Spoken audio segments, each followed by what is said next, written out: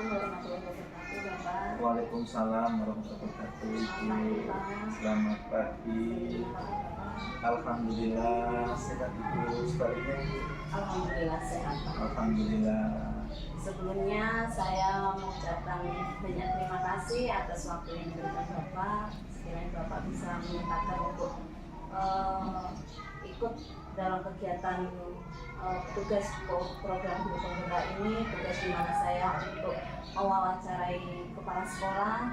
Kesediaan Bapak saya ucapkan terima kasih, Pak.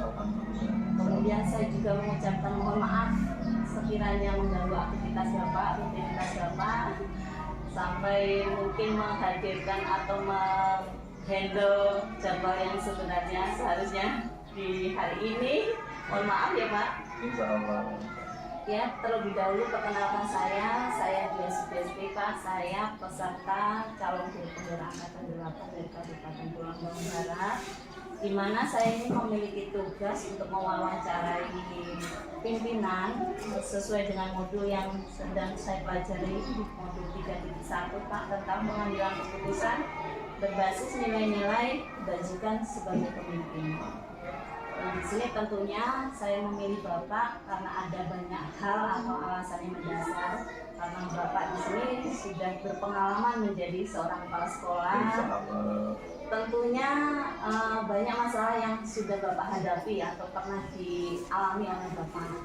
Nah, di sini yang pertama, ketika Bapak ada kasus di sekolah, Pak, selama ini Bapak bagaimana mengidentifikasi kasus tersebut? Apakah kasus tersebut merupakan dilema etika atau pembangunan moral, Pak? Ini langsung saja Om ya Pak ya, satu persatu. Jadi artinya kita tinjau dulu dari dilema etika ya. Dilema itu kan suatu pilihan di antara dua yang benar-benar sudah baik sebetulnya, itu dilema.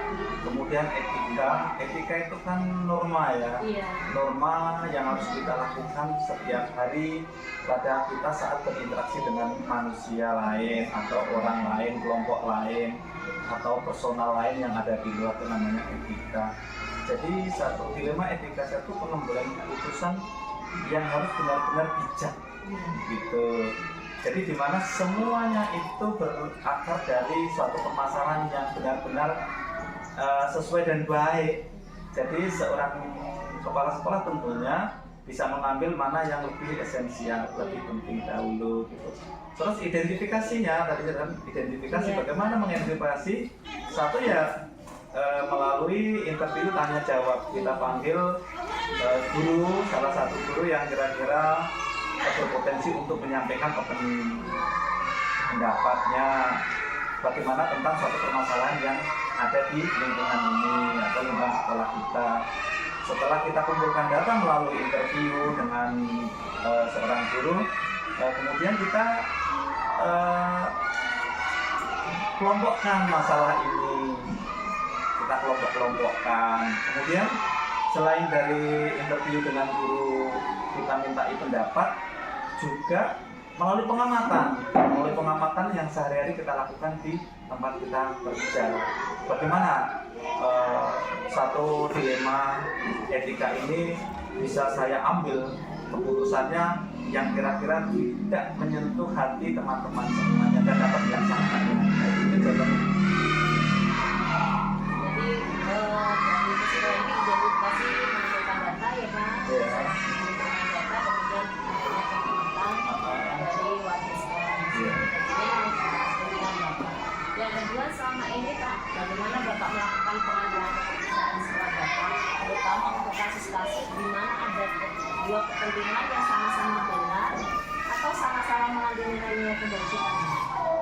Nah, kalau melihat kira-kira ada suatu permasalahan yang harus diambil, yang dua-duanya sama-sama benar, sama-sama baik, ya saya amati dulu, saya kaji bagaimana permasalahan ini kira-kira yang benar-benar esensial, yang benar-benar penting untuk kita ambil keputusannya dan kita terapkan atau kita aplikasikan di dalam kehidupan bermasyarakat di sekolah gitu.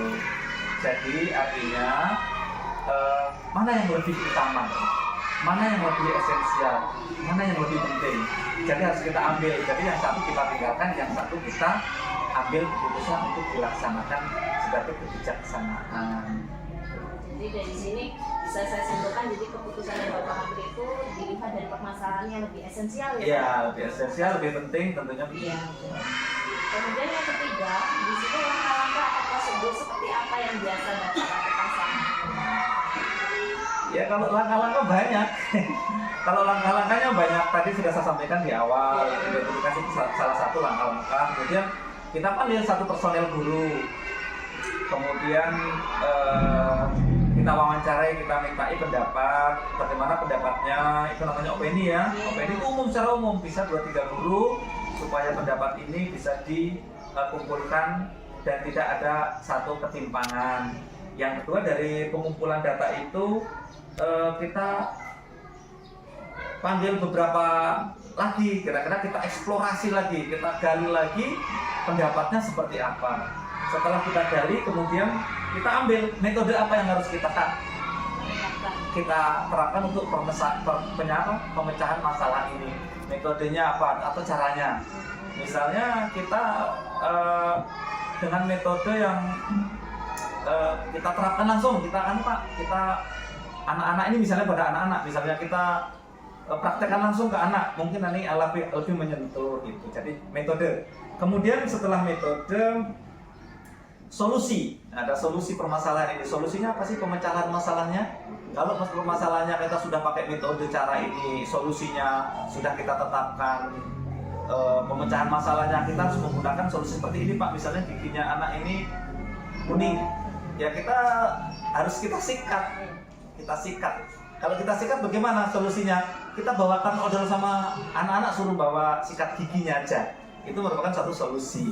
Jadi di dalam solusi itu kita mengambil suatu keputusan. Jadi solusi sudah ada, baru kita ambil keputusan. Oh ternyata ketika anak giginya kuning, kita harus bawa pasta gigi atau odolnya. Anak-anak suruh bawa sikatnya masing-masing. Sehingga dalam keputusan itu kita dapat satu kesimpulan yang pada titik klimaksnya.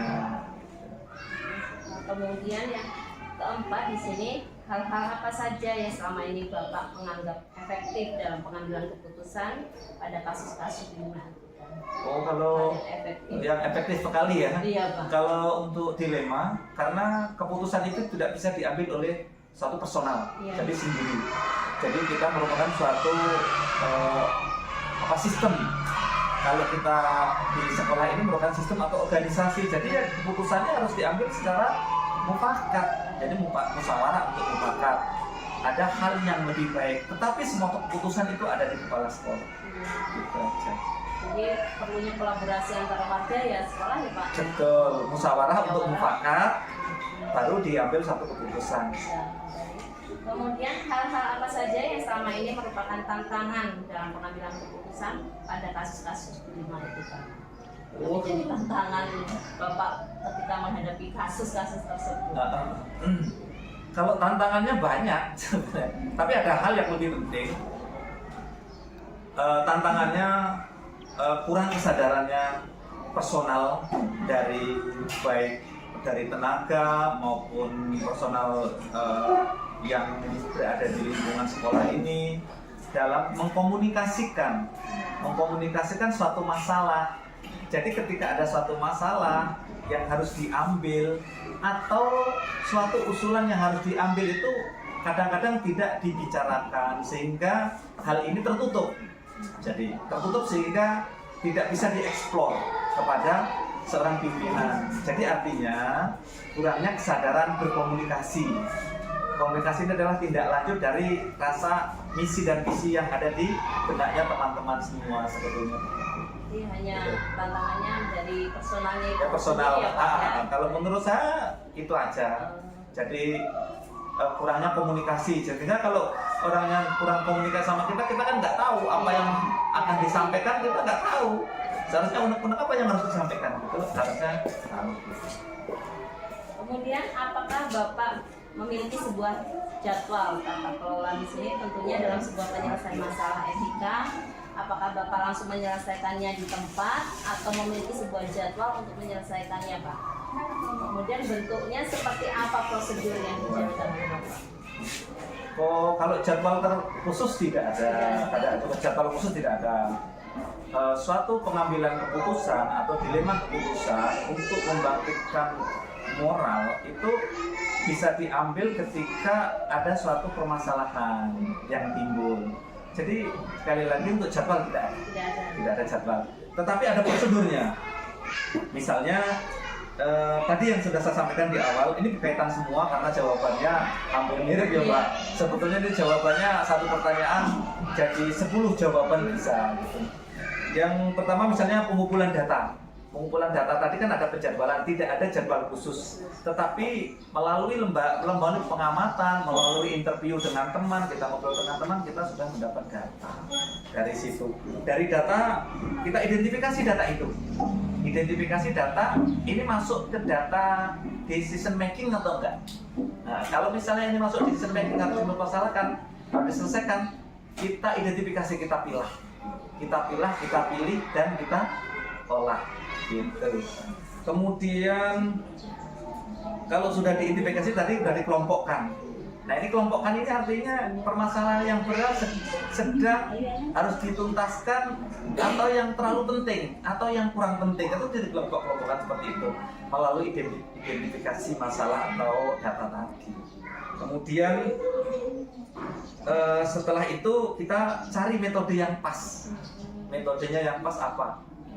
Misalnya metodenya dalam tadi permasalahannya misalnya giginya anak kuning, nanti ada metode seperti itu, caranya seperti apa? Yang bisa sampaikan ya metodenya. Jadi metode itu harus penting. Semua kegiatan kalau ada perpecahan masalah apapun kalau tidak ada metodenya ya tidak bisa. Kita mau beli baju aja metodenya mesti ada. Kumpulkan duit, dari dikit-dikit sisihkan uang jajan, kita bisa beli baju. Itulah metodenya, caranya. Nah kemudian setelah semua terkumpul dari data identifikasi, pengelompokan data, caranya baru kita musyawarah. Musyawarah itu dalam rangka pengambilan keputusan yang ada kaitannya dengan dilema etika untuk membangkitkan moral dari teman-teman. Jadi kemudian setelah musyawarah baru diambil keputusan. Jadi sudah mengulang lagi Pak Kadiri, sebenarnya sudah mengulang dari jawabannya seperti yang awal. Jadi sudah kita ambil keputusan, setelah kita ambil keputusan, mana keputusan yang lebih baik? Kemudian dari keputusan ini kita simpulkan, ini loh keputusan yang baik. Toh semua itu sudah saya sampaikan di awal bahwa keputusan itu ada di kepala sekolah atau pimpinan. Berarti tidak ada jadwal khusus ya Pak? Tidak ada jadwal khusus. Dia mengalir ketika ada permasalahan, baru kita menyelesaikan di saat itu juga. Betul begitu. Kemudian adakah seseorang atau faktor-faktor apa yang selama ini mempermudah atau membantu Bapak dalam mengambil keputusan dan kasus-kasus dilema itu? Iya. Jadi ya banyak sekali yang faktor-faktor yang membantu dalam pemecahan masalah. Terutama ya kerjasama, partisipasi, dukungan dari teman-teman personal di SD 12 TPU ini ya itu sangat mendukung tentunya ya. Tanpa kerjasama, dukungan, partisipasi mungkin tidak akan bisa terlaksana dengan baik. Gitu ya. Itu aja. Jadi artinya faktor yang mendukung ya personal dari teman-teman semua. Iya. Warga SD 12 TPU ya, betul. Kemudian yang terakhir di sini Pak, dari semua hal yang telah disampaikan, pembelajaran apa yang dapat Bapak petik dari pengalaman Bapak mengambil keputusan dilema etika ini? Oh, banyak sekali ya. Jadi hal yang penting dari yang menurut pribadi saya kan ini kan itu yang menurut pribadi saya itu ya banyak sebetulnya, tapi satu hal yang jelas yang penting sekali itu bahwa dari pengambil keputusan atau apa namanya etika dilema ini, dari situ kita bisa mengambil hikmah yang sangat penting bahwa kerjasama, partisipasi dari semua unsur personal yang ada di lingkungan kerja kita, itulah yang mendukung kita dalam mengambil keputusan. Menurut saya begitu. Jadi tanpa adanya kerjasama, partisipasi tidak akan terbentuk suatu solusi ya Pak? Iya betul ya gitu. Mungkin hanya ini Pak wawancara kita. Terima kasih banyak Pak atas informasi yang sudah diberikan oleh Bapak. Jadi sekiranya ada kesalahan dalam tutur kata saya mohon maaf. Terima kasih banyak. Saya akhiri. Wassalamualaikum warahmatullahi wabarakatuh. Waalaikumsalam warahmatullahi wabarakatuh. Begitu juga Mbak dari saya, mungkin apa yang saya sampaikan informasi kurang lengkap, kurang pas